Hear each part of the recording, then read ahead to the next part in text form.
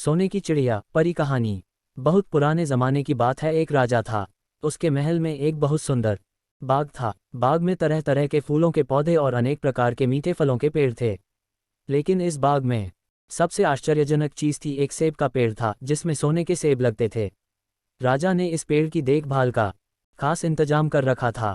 जब इसके फल पकते थे तो चौकीदार रात दिन पेड़ का पहरा दिया करते थे ताकि कोई सोने का सेब चुरा कर न ले जाए।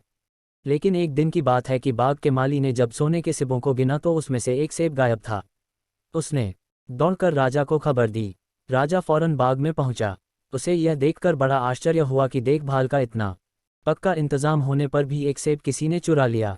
उसने ऐलान किया कि कोई सोने के सेब को चुराने वाले चोर का पता देगा, उसे इनाम दिया जाएगा। सबसे बड़े राजकुमार ने राजा से कहा कि रात में वह पहरा देगा और चोर को पकड़ने की कोशिश करेगा। राजा ने उसको इसकी इजाज़त दे दी। बड़ा राजकुमार रात में पहरा देने लगा, लेकिन 2 घंटे बाद ही उसे नींद आ गई और वह सो गया। सुबह उठकर जब उसने सेबों को गिना तो वह देखकर चकित रह गया कि रात भर में एक और सेब गायब हो गया था।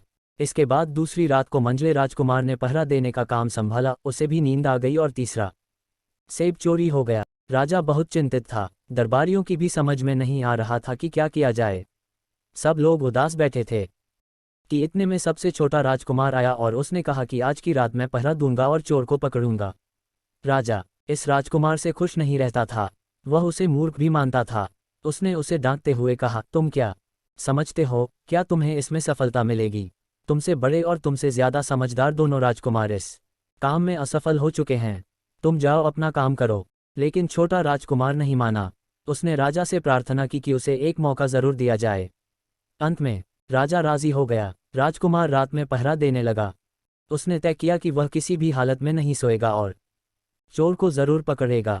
जब आधी रात हुई और 12 बजे का आखिरी घंटा बजा तो राजकुमार ने देखा कि एक सुंदर सोने की चिड़िया कहीं से उड़ती हुई आई और सेब के पेड़ पर बैठ गई। उसने देखते देखते सोने का एक सेब तोड़कर अपनी चोंच में पकड़ लिया। राजकुमार ने फौरन निशाना साध कर तीर चला दिया, लेकिन तीर चिड़िया को नहीं लगा और वह पंख फड़फड़ाकर उड़ गई। हाँ, इतना अवश्य हुआ कि उसका एक सुनहरा पंख टूटकर जमीन पर आ गिरा। दूसरे दिन सुबह राजकुमार ने राजा को सारी बात बता दी और वह सोने का पंख उनके सामने रख दिया। पंख इतना सुंदर और इतना कीमती था कि राजा उसे देखता ही रह गया। उसने कहा, अगर उस चिड़िया का एक पंख इतना सुंदर है तो वह पूरी चिड़िया कितनी सुंदर होगी। मैं चाहता हूं कि उस चिड़िया को कोई पकड़ लाए। सबसे पहले बड़ा राजकुमार इस काम के लिए रवाना हुआ। चलते चलते वह एक जंगल में पहुंचा। वहां उसने एक लोमड़ी को एक पेड़ के नीचे आराम करते हुए देखा। राजकुमार ने मौका देखकर तीर अपने धनुष पर चढ़ा लिया। वह तीर छोड़ने ही जा रहा था कि लोमड़ी ने चिल्लाकर कहा, राजकुमार, मुझे मत मारो। मुझे पता है कि तुम सोने की चिड़िया की खोज में निकले हो। तुम मेरी राय मानो तो तुम्हारा काम जल्दी ही पूरा हो जाएगा। तुम इसी रास्ते से सीधे चले जाओ। शाम होने पर तुम एक गांव में पहुंचोगे। वहां तुम्हें आमने सामने 2 सराय मिलेंगी। एक सराय खूब सजी सजाई और सुंदर सी होगी, लेकिन तुम उसमें मत ठहरना। तुम उसके सामने वाली दूसरी सराय में ठहरना, जो बहुत मामूली और देखने में भी भद्दी सी होगी। ऐसा करने पर तुम्हारा काम आसानी से पूरा हो जाएगा। लोमड़ी का बात सुनकर राजकुमार को हंसी आ गई। उसने डांट कर कहा, भाग जा यहाँ से। मुझे तुम्हारी सलाह की जरूरत नहीं है। यह कहकर उसने तीर छोड़ दिया। लेकिन लोमड़ी बहुत चालाक थी। वह बचकर निकल भागी। राजकुमार आगे चलता गया। शाम को जब वह एक गांव में पहुंचा तो उसने देखा कि वहां सड़क के किनारे सचमुच 2 सराय थीं। उनमें से एक सराय खूब सजी सजाई थी और उसके अंदर से लोगों के नाचने गाने की आवाजें आ रही थीं। दूसरी सराय भद्दी सी थी और वहां अंधेरा घिरा हुआ था। राजकुमार सजी सजाई सराय में ठहर गया। थोड़ी देर में वह भूल गया कि वह असल में सोने की चिड़िया की खोज में निकला था। उधर जब काफी समय बीत गया और बड़ा राजकुमार नहीं लौटा तो मंझला राजकुमार सोने की चिड़िया की खोज में चल पड़ा। वह भी उसी तरह चलते चलते जंगल में पहुंचा तो वही लोमड़ी उसे भी मिली। इस राजकुमार ने भी लोमड़ी की बात पर कोई ध्यान नहीं दिया। जब वह शाम को उस गांव में पहुंचा तो बड़े राजकुमार की तरह सजी सजाई सराय में ठहरा। वहां के नाच रंग में मस्त होकर वह भी अपना काम भूल गया। यहां तक कि उसे घर लौटने की भी सुध न रही। अंत में सबसे छोटे राजकुमार ने राजा से कहा कि मैं सोने की चिड़िया की खोज में जाऊंगा। राजा को विश्वास था कि जब उससे बड़े दोनों राजकुमार इस काम में सफल नहीं हुए तो इसे और भी सफलता नहीं मिलेगी। लेकिन उसके जिद करने पर राजा ने उसे इजाजत दे दी। छोटा राजकुमार तैयार होकर सोने की चिड़िया की खोज में निकला। जंगल में उसे भी लोमड़ी मिली। राजकुमार ने लोमड़ी की बात को ध्यान से सुना और लोमड़ी से कहा, ठीक है, तुम जैसे कह रही हो मैं वैसा ही करूँगा। अब तुम जाओ, मैं तुम्हें नहीं मारूंगा। इस पर लोमड़ी खुश होकर बोली, तुम सबसे अच्छे लड़के मालूम होते हो। तुमने मेरी बात बात का मजाक नहीं उड़ाया और मुझ पर तीर नहीं चलाया। मैं तुमसे खुश हूं और तुम्हारी मदद करूंगी। आओ, तुम मेरी पूंछ पर बैठ जाओ, मैं तुम्हें उस सराय तक पहुंचा देती हूं। देखते देखते लोमड़ी की पूंछ काफी बड़ी हो गई और राजकुमार उस पर बैठ गया। उसके बैठते ही लोमड़ी हवा में उड़ने लगी और थोड़ी ही देर में मैदानों और पहाड़ों को पार करके उसी गांव में जा पहुंची। राजकुमार ने उसकी सलाह को मानकर छोटी और पुरानी सराय में ही डेरा डाल दिया। वह दूसरी सजी सजाई सराय से दूर ही रहा। दूसरे दिन सुबह उठकर जब वह आगे बढ़ा तो कुछ दूर चलने पर उसे वह लोमड़ी फिर से रास्ते में मिल गई। लोमड़ी ने उससे कहा, अब मैं तुम्हें बताती हूँ कि आगे तुम्हें क्या करना चाहिए। तुम सीधे चलो। आगे चलने पर तुम्हें एक बहुत बड़ा किला मिलेगा जिस पर सिपाही लोग पहरा दे रहे होंगे। तुम सिपाहियों से डरना मत और सीधे अंदर चले जाना, क्योंकि वे इस समय सो रहे होंगे। तुम बेधड़क होकर किले में घुसते चले जाना और उनके कमरों को पार करते हुए उस जगह पहुंच जाना जहां लकड़ी के एक मामूली से पिंजरे में सोने की चिड़िया बंद है। तुम चिड़िया को पिंजरे सहित उठाकर किले से बाहर ले आना, लेकिन एक बात याद रखना, चिड़िया के पिंजरे के पास ही एक बहुत सुंदर सा सोने का पिंजरा भी रखा होगा। तुम भूलकर भी चिड़िया को उस पिंजरे में मत रखना, मगर तुम उसे लकड़ी के पिंजरे में से निकालकर सोने के पिंजरे में रखने की कोशिश करोगे तो बाद में पछताओगे। यह कहकर लोमड़ी ने राजकुमार को फिर से अपनी पूंछ पर बिठाया और थोड़ी ही देर में उसको किले के पास पहुंचा दिया। राजकुमार ने किले का पास जाकर देखा कि सचमुच उसके पहरेदार सो रहे थे। वह बिना डरे सीधा महल में घुस गया और थोड़ी ही देर बाद वह उस कमरे में जा पहुंचा जहां सोने की चिड़िया एक पिंजरे में बैठी हुई थी। पिंजरे के पास ही सोने के 3 सेब पड़े हुए थे। इन सेबों को देखकर राजकुमार ने फौरन पहचान लिया कि ये सेब उसके पिता के बाग के ही थे। सोने की चिड़िया इतनी सुंदर थी कि राजकुमार उसको देखता ही रह गया। वह उसको उठाकर लाने ही वाला था कि उसकी नज़र पास ही पड़े एक सुंदर से पिंजरे पर पड़ी। वह पिंजरा बहुत सुंदर था और उसमें तरह तरह के कीमती पत्थर जड़े हुए थे। सोने की चिड़िया के लिए वही पिंजरा ठीक मालूम पड़ता था। राजकुमार लोमड़ी की बात को भूल गया और उसने सोने की चिड़िया को लकड़ी के पिंजरे से निकालकर सोने के पिंजरे में बंद कर दिया। लेकिन नए पिंजरे में आते ही चिड़िया ने खूब जोर जोर से शोर मचाना शुरू कर दिया। राजकुमार पिंजरे को उठाकर कमरे से बाहर भी नहीं निकल पाया था कि बहुत से सिपाही कमरे में घुस आए और उन्होंने राजकुमार को पकड़ लिया। अब राजकुमार को अपनी भूल का पता चला। उसे याद आया कि लोमड़ी ने उससे क्या कहा था, लेकिन अब क्या हो सकता था। सिपाही उसे खींचते हुए राजा के दरबार में ले गए। राजा के पूछने पर राजकुमार ने सारी बात कह सुनाई। राजा बोला, तुम मेरे महल में चोरी करने के लिए घुसे थे। मैं तुमको माफ़ नहीं कर सकता। तुम्हें फांसी की सज़ा दी जाएगी, लेकिन मैं तुम्हें एक मौका देता हूँ। अगर तुम मेरे लिए सोने का घोड़ा ला दो तो मैं न सिर्फ तुम्हें छोड़ दूंगा बल्कि सोने की चिड़िया भी तुमको दे दूंगा। राजकुमार को अपनी जान बचाने के लिए राजा की शर्त माननी पड़ी। अब वह सोने के घोड़े की तलाश में निकला। किले के बाहर जाने पर उसने देखा कि लोमड़ी का उसका इंतजार कर रही है। उसने लोमड़ी को सारी बातें बताईं। लोमड़ी ने निराश होते हुए कहा, मैं अब तुम्हारी कोई मदद नहीं करूंगी। तुमने मेरे कहने के अनुसार नहीं किया। मैंने जिस तरह से कहा था, अगर तुम उस तरह से काम करते तो इस मुसीबत में नहीं फंसते और सोने की चिड़िया तुम्हें मिल जाती। राजकुमार बोला, इस बार मुझे माफ़ कर दो, मुझसे गलती हो गई। मेरा काम तुम्हारी सहायता के बिना नहीं चलेगा। मुझे राजा ने सोने का घोड़ा लाने के लिए कहा है, वरना वह मुझे फांसी पर चढ़ा देगा। लोमड़ी ने कहा, खैर, मैं तुम्हें माफ़ करती हूँ। अब तुम ऐसा करो कि मेरी पूंछ पर बैठकर सीधे चले चलो। कुछ दूर जाने पर तुम्हें एक दूसरा किला मिलेगा। उसी किले की घुड़साल में तुम्हें सोने का घोड़ा बंधा हुआ मिलेगा। महल के नौकर चाकर सब सो रहे होंगे। तुम चुपचाप जाना और घोड़े को खोल लेना। लेकिन एक बात याद रखना, वहाँ घोड़े के पास ही घोड़े पर कसने के लिए 2 जीनें रखी होंगी। उसमें से एक तो पुरानी चमड़े की जीन होगी और दूसरी सोने की जीन होगी।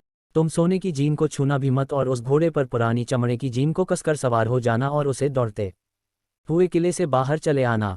राजकुमार ने वादा किया कि वह ठीक ठीक वैसा ही करेगा। लोमड़ी ने उसको अपनी पूंछ पर बैठाया और कुछ ही देर में वह उसे ले किले के पास जा पहुंची। किले के पास पहुंचते ही लोमड़ी ने उसे नीचे उतारा और फिर वहां से चली गई। राजकुमार सीधा फाटक से किले में घुस गया। अंदर जाकर उसने देखा कि वहां के सभी नौकर चाकर सोए हुए थे। थोड़ी ही देर में वह किले की घुड़साल में जा पहुंचा।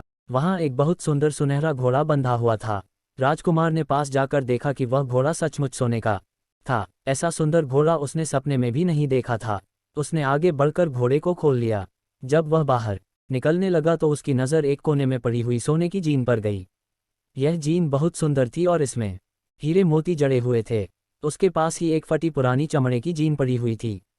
इतने सुंदर घोड़े पर पुराने चमड़े की जीन कसना राजकुमार को अच्छा नहीं लगा। उसने सोने की जीन उठा ली और घोड़े पर कसना शुरू किया। इतने में घोड़ा जोर से हिनहिना उठा। किले के नौकर चाकर जाग गए। थोड़ी ही देर में राजकुमार पकड़ लिया गया। राजकुमार को सिपाहियों ने हाथ बांधकर अपने राजा के सामने पेश किया। राजा ने सारी बातें सुनकर कहा, तुमने मेरे घोड़े को चुराने की कोशिश की है, इसलिए तुम्हें फांसी की सजा दी जाएगी। लेकिन अगर तुम मेरा एक काम कर दो तो मैं तुम्हें छोड़ सकता हूँ।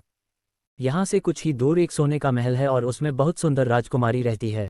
अगर तुम अपनी जान बचाना चाहते हो तो उस राजकुमारी को मेरे पास ले आओ। तुम्हें इनाम में यह सोने का घोड़ा दे दूंगा। बेचारा राजकुमार, वह फिर से एक नई मुसीबत में फंस गया। उसे मजबूर होकर राजा की शर्त माननी पड़ी। अब वह सोने के महल की खोज में निकला। कुछ दूर चलने पर फिर उसे वह लोमड़ी मिली। पता नहीं कैसे लोमड़ी को सारी बातें मालूम हो गई थीं। वह बोली, देखो तुमने इस बार भी मेरी बात नहीं मानी। मेरी बात मान जाते तो यह नई मुसीबत तुम्हारे गले नहीं पड़ती। खैर, मुझे तुम पर दया आ रही है, मैं तुम्हारी मदद करूंगी। चलो, मैं तुमको सोने के महल के पास पहुंचाए देती हूँ। तुम महल के बाहर ही कहीं पीछे छिपे रहना। जब उसमें से शाम को राजकुमारी तालाब में नहाने के लिए बाहर आए तो तुम आगे बढ़कर उसका हाथ पकड़ लेना। जैसे ही तुम उसको छुओगे, राजकुमारी तुम्हारे साथ आने के लिए राजी हो जाएगी। लेकिन एक बात याद रखना, तुम उसको वहां से अपने साथ ले आना। उसे वापस महल में मत जाने देना। वह तुमसे कहेगी कि मैं अभी अपने माता पिता से मिलकर आती हूँ, लेकिन तुम उसकी बातों में मत आना, वरना फिर मुसीबत में फंस जाओगे। यह कहकर लोमड़ी ने फिर से अपनी पूंछ फैला दी और राजकुमार उस पर बैठ गया। देखते देखते लोमड़ी हवा में उड़ती हुई कुछ देर बाद सोने के महल के पास जा पहुंची। महल के पास पहुंचते ही राजकुमार एक पेड़ की आड़ में छिपकर बैठ गया। शाम को जब राजकुमारी नहाने के लिए किले से बाहर आई तो राजकुमार ने हिम्मत करके आगे बढ़कर उसका हाथ पकड़ लिया। उसके छूते ही राजकुमारी उसके साथ चलने के लिए तैयार हो गई। वह बोली, राजकुमार, तुम मुझे जहां भी ले जाना चाहोगे मैं तुम्हारे साथ चलूंगी, लेकिन मुझे थोड़ी देर के लिए अपने माता पिता से मिलाने दो। राजकुमार ने कहा, नहीं, यह नहीं होगा, तुम्हें तुरंत मेरे साथ चलना पड़ेगा। लेकिन राजकुमारी रोने लगी। इतनी सुंदर राजकुमारी को रोते देखकर राजकुमार का मन पिघल गया। अंत में वह राजी हो गया और बोला, जाओ, थोड़ी देर के लिए माता पिता से मिलाओ, लेकिन फिर तुरंत बाहर चली आना। लेकिन राजकुमारी ने जैसे ही किले में पैर रखा, किले के पहरेदार जाग गए और उन्होंने राजकुमार को पकड़ लिया। राजकुमार बहुत पछताया, लेकिन अब क्या हो सकता था। सिपाहियों ने उसे अपने राजा के सामने पेश किया। राजा बहुत निराश था। उसने उसी वक्त हुक्म दिया, इस राजकुमार को फौरन फांसी पर चढ़ा दिया जाए। यह सुनकर राजकुमार रोने गिड़गिड़ाने लगा। इस पर राजा ने थोड़ी देर विचार करने के बाद कहा, मैं अपनी आज्ञा वापस नहीं ले सकता, लेकिन अगर तुम मेरा एक काम कर दो तो तुम्हारी जान बच सकती है। हमारे किले के ठीक सामने यह जो बड़ा पहाड़ है, इसके कारण हमारे किले की सुंदरता नष्ट होती है। अगर तुम 8 दिन में इस पहाड़ को खोद कर साफ कर दो तो हम तुम्हें क्षमा कर देंगे और राजकुमारी का विवाह तुम्हारे साथ कर देंगे। राजकुमार किले के बाहर आकर पहाड़ को देखने लगा। उसके हाथ में एक कुदाली थी। उसकी समझ में नहीं आ रहा था कि इतना बड़ा पहाड़ 8 दिन में वह कैसे खोद सकेगा। फिर भी उसे अपनी जान तो बचानी ही थी, इसलिए वह पहाड़ खोदने लगा। धीरे धीरे 7 दिन बीत गए। इतने दिन तक लगातार खोदने पर भी पहाड़ का सिर्फ एक कोना ही खोद सका। वह दुखी होकर बैठ गया। उसे अब अपने पर बहुत अधिक क्रोध आ रहा था। वह मन में कहने लगा कि अगर मैंने लोमड़ी की बात मान ली होती तो कितना अच्छा होता। लोमड़ी ने मुझको हर बार ठीक सलाह दी और मैं हर बार उसका कहना न मानकर नई से नई मुसीबत में फंस जाता हूँ। राजकुमार इस तरह सिर झुकाए बैठा था कि अचानक उसे अपने पैरों के पास लोमड़ी की पूंछ हिलती दिखाई दी। उसने नजर उठाकर देखा, सचमुच वही लोमड़ी खड़ी थी। लोमड़ी ने मुस्कराते हुए कहा, क्यों, क्या हाल है? इस बार तो तुम्हारी मदद करने की मेरी जरा भी इच्छा नहीं थी, लेकिन मैं 7 दिन से तुमको पहाड़ खोदते हुए देख रही हूँ। मुझे दया आ गई और मैं तुम्हारी मदद के लिए चली आई। जाओ, तुम बहुत थक गए हो, सो जाओ, मैं थोड़ी ही देर में तुम्हारा काम पूरा कर दूंगी। इस बार राजकुमार ने तय कर लिया था कि अब वह लोमड़ी जिस तरह कहेगी वह उसी तरह करेगा। वह चुपचाप उठकर एक तरफ सोने चला गया। थोड़ी ही देर में उसे नींद आ गई। सुबह जब वह सोकर उठा तो उसे अपनी आंखों पर विश्वास नहीं हो रहा था। वहां कहीं भी पहाड़ का नाम नहीं था और महल का सुंदर दृश्य दिखाई दे रहा था। राजकुमार सीधा राजा के पास पहुंचा। राजा उसके काम पर बहुत खुश था। उसने तुरंत अपने वादे के अनुसार राजकुमारी के साथ उसका विवाह कर दिया। जब राजकुमार उस सुंदर राजकुमारी के साथ कुछ दूर चला तो उसे रास्ते में फिर वही लोमड़ी मिली। लोमड़ी बोली, बधाई हो राजकुमार, राजकुमारी के साथ तुम्हें देखकर मुझे बड़ी खुशी हो रही है, लेकिन अब तुम्हें सोने का घोड़ा और सोने की चिड़िया भी प्राप्त करनी चाहिए, क्योंकि वे दोनों चीज़ें तुम्हारे ही लायक हैं और तुम उन्हें आसानी से प्राप्त कर सकते हो। राजकुमार बोला, लेकिन भला मुझे सोने का घोड़ा और सोने की चिड़िया कैसे मिल सकती है? मैं तो इस राजकुमारी को भी उस राजा के लिए ले जा रहा हूँ। लोमड़ी ने कहा, नहीं, तुम ऐसा काम कभी मत करना। इस राजकुमारी के साथ तुम्हारा विवाह हुआ है और यह अब तुम्हारी ही है। अगर तुम मेरे कहने के अनुसार काम करो तो तुम्हें सोने का घोड़ा और सोने की चिड़िया भी मिल सकती है। तुम पहले इस राजकुमारी को लेकर सोने के घोड़े वाले राजा के पास जाओ। राजा खुश होकर तुमको सोने का घोड़ा दे देगा। तुम घोड़े पर सवार हो जाना और सवार होकर सबसे विदा लेना। राजकुमारी से तुम सबसे बाद में विदा लेना लगा। अंत में वह राजकुमारी को उठाकर घोड़े को तेजी से दौड़ाता हुआ किले से बहुत दूर निकल आया। रास्ते में एक पेड़ के नीचे लोमड़ी उसका इंतजार कर रही थी। उसे देखकर लोमड़ी बोली, शाबाश, अब तुम सोने की चिड़िया भी प्राप्त कर लो। जब तुम सोने की चिड़िया वाले राजा के पास पहुंचोगे तो वह इस घोड़े को देखकर बहुत खुश होगा। तुम उससे कहना कि पहले सोने की चिड़िया का पिंजरा मेरे हाथ में दे दो, तब मैं यह घोड़ा तुमको दूंगा। जब वह पिंजरा तुम्हारे पास लाए तो तुम पिंजरा उसके हाथ से छीन लेना और घोड़े को दौड़ा देना। बस ऐसे चिड़िया तुमको मिल जाएगी और कोई तुम्हें पकड़ भी नहीं सकेगा। इस बार भी राजकुमार ने ठीक वैसा ही किया। वह राजकुमारी के साथ ही घोड़े पर बैठा रहा और जब राजा ने उसके हाथ में सोने की चिड़िया का पिंजरा दिया तो उसने देखते देखते एड़ मार दी और सोने का घोड़ा हवा से बातें करने लगा। कुछ दूर चलने पर लोमड़ी उसे मिली। राजकुमार ने उससे कहा, तुमने मेरी बड़ी मदद की है। तुम्हारी वजह से मुझे न सिर्फ सोने की चिड़िया मिली बल्कि सोने का घोड़ा और इतनी सुंदर राजकुमारी भी मिल गई। बताओ, मैं तुमको क्या इनाम दूं? मैं तुमको कुछ न कुछ जरूर देना चाहता हूँ। लोमड़ी ने कहा, अगर तुम खुश हो तो मेरा एक काम कर दो। तुम एक तीर चलाकर मुझे मार दो। इस समय तुम यही सबसे बड़ा काम मेरे लिए कर सकते हो। राजकुमार ने कहा, भला यह कैसे हो सकता है? तुमने मेरी इतनी मदद की और मैं बदले में तुम्हें मार दूं? मुझसे यह नहीं होगा। यह सुनकर लोमड़ी बड़ी दुखी हुई और बोली, अगर तुम मेरा यह काम नहीं कर सकते तो फिर ठीक है, जाओ। लेकिन मैं तुम्हारी भलाई के लिए ही कह रही हूं कि तुम दो बातें जरूर याद रखना। एक तो तुम किसी कुएं की दीवार पर मत बैठना और दूसरे तुम ऐसे लोगों के लिए धन मत खर्च करना जिन्हें फांसी मिलने वाली हो। राजकुमार बोला, भाई तुम भी अजीब हो, तुम्हारी बातें मेरी समझ में ही नहीं आती। भला मैं कभी कुएं की दीवार पर क्यों बैठूंगा और ऐसे आदमियों पर धन क्यों खर्च करूंगा जिनको फांसी दी जाने वाली हो? लेकिन लोमड़ी ने उसकी बात का कोई जवाब नहीं दिया और अलविदा कहकर वहां से चली गई। राजकुमार सोने का घोड़ा दौड़ता हुआ आगे बढ़ा। राजकुमारी उसके साथ ही बैठी हुई थी और सोने की चिड़िया का पिंजरा उसके हाथ में था। कुछ ही देर में राजकुमार उस छोटे गांव में जा पहुंचा जिसमें वे दोनों सराएं थीं। गांव के लोग और खास तौर से बच्चे उसको देखने के लिए बाहर निकल आए। सोने के घोड़े पर इतने सुंदर राजकुमार के साथ बैठी एक राजकुमारी को देखकर सभी लोग चकित थे। इतने में राजकुमार ने देखा कि गांव के बगीचे में एक जगह बहुत से लोग जमा हैं और कुछ शोर हो रहा है। राजकुमार के पूछने पर लोगों ने बताया कि वहां दो आदमियों को फांसी देने की तैयारी हो रही है। राजकुमार उधर ही चल पड़ा। वहां पहुंचने पर उसने पहचान लिया कि जिन आदमियों को फांसी दी जाने वाली थी वे और कोई नहीं बल्कि उसके ही भाई थे। वे लोग तब से उसी सजी सजाई सराय में रह रहे थे और तरह तरह के बुरे काम करते थे। वे जुआ भी खेलते थे और जुए में बहुत सा धन हार चुके थे।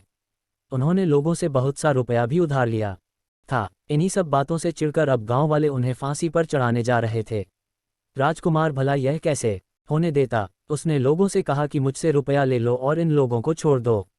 उसके बहुत कहने सुनने पर लोग राजी हो गए और उन्होंने उन दोनों आदमियों को रिहा कर दिया। राजकुमार अपने भाइयों को छुड़ाकर आगे चला। कुछ दूर चलने पर जंगल में उन्हें एक कुआं दिखाई दिया। इस पर राजकुमार के कुछ देर कुएं के पास आराम करते हैं, वहां ठंडा पानी पीने के बाद हम लोग आगे चलेंगे। राजकुमार राजी हो गया। अब तक वह यह भी भूल चुका था कि लोमड़ी ने विदा होते समय उससे क्या कहा था।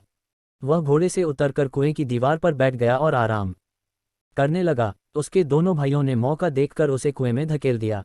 इसके बाद उन्होंने घोड़े पर राजकुमारी को डाला और सोने की चिड़िया का पिंजरा उठाया और वहां से चलते बने। कुछ ही देर में वे लोग अपने राज्य में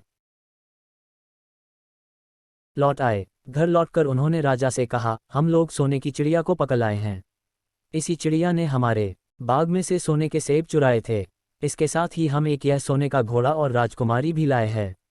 राजा बहुत खुश हुआ। सारे राज्य के लोग खुशियां मनाने लगे, लेकिन राजकुमारी खुश नहीं थी। वह बराबर रोती रहती थी। उसने खाना पीना छोड़ दिया। यही नहीं, घोड़े ने भी दाना पानी बंद कर दिया और सोने की चिड़िया भी उदास रहने लगी। राजा ने बहुत कोशिश की, लेकिन न तो वह राजकुमारी खुश हुई और न सोने के घोड़े और सोने की चिड़िया ने दाना खाना शुरू किया। उधर छोटा राजकुमार कुएं में गिर गया था, लेकिन वह मरा नहीं। कुआं बहुत गहरा था, लेकिन उसमें पानी बहुत थोड़ा था। वह कुएं में बैठा बैठा अपने भाग्य को कोसता रहा। अब उसे फिर उसी लोमड़ी की याद आई और वह पछताने लगा कि अगर मैंने उसका कहना मान लिया होता तो मैं मुसीबत में न फंसता। राजकुमार ने जैसे ही लोमड़ी को याद किया, लोमड़ी न मालूम कैसे कुएं के मुंह पर आ पहुंची और बोली, देखो राजकुमार, मैंने पहले ही तुम्हें समझाया था कि किसी कुएं की दीवार पर मत बैठना और ऐसे आदमियों की मदद मत करना जिन्हें फांसी दी जाने वाली हो, लेकिन तुम नहीं माने। खैर चलो, अब आखिरी बार मैं फिर तुम्हारी मदद किए देती हूँ। लो, मेरी पूंछ पकड़कर कुएं से बाहर निकल जाओ। यह कहकर लोमड़ी ने अपनी पूंछ कुएं में लटका दी। देखते देखते पूंछ इतनी लंबी हो गई कि कुएं के पेंदे में पड़े राजकुमार के पास तक जा पहुंची। राजकुमार उसे पकड़कर कुएं से बाहर निकल आया। लोमड़ी ने उससे कहा, जाओ, अब तुम अपने घर जाओ, लेकिन जरा होशियार रहना। तुम्हारे भाई तुम्हारी जान के दुश्मन हैं। वे लोग जरूर तुमको ढूंढ रहे होंगे। राजकुमार घर की ओर चल पड़ा। अपने राज में पहुंचने पर उसे एक भिखारी मिला। भिखारी को उसने अपने सुंदर कपड़े दान में दे दिए और उनके भद्दे पुराने कपड़े पहन लिए। इस तरह भेष बदलकर वह अपने किले में पहुंचा। वहां उसके पहुंचने पर एक बड़ी आश्चर्यजनक बात आई। सोने का घोड़ा खुशी से हिनहिनाने लगा और दाना खाने लगा। सोने की चिड़िया भी अपने पिंजरे में खुशी से फुदकने लगी और गाना गाने लगी। राजकुमारी ने अपने आंसू पोंछ डाले और वह भी खुश दिखाई देने लगी, लेकिन राजा की समझ में कुछ नहीं आया। उसने राजकुमारी से इसका कारण पूछा तो वह बोली, मैंने तो पहले ही आपको सारी कहानी बता दी थी। आपके बड़े और मंझले राजकुमार ने छोटे राजकुमार के साथ धोखा किया है। इन्होंने आपको भी धोखा दिया है, लेकिन अब आपका छोटा राजकुमार यहाँ पर आ पहुँचा है, इसीलिए मुझे बहुत खुशी हो रही है। उसी के साथ मेरी शादी हुई है और मैं उसके साथ ही सुखी रह सकती हूँ। फिर उसने मैले कुचले कपड़े पहने एक आदमी की ओर इशारा करते हुए कहा, वह रहा आपका छोटा राजकुमार। राजा ने भी अपने छोटे लड़के को पहचान लिया। अब राजा ने अपने छोटे बेटे के बारे में अपने विचार बदल दिए। अब वह उसको बहुत समझदार और बहादुर मानने लगा और उससे बहुत अधिक प्यार करने लगा।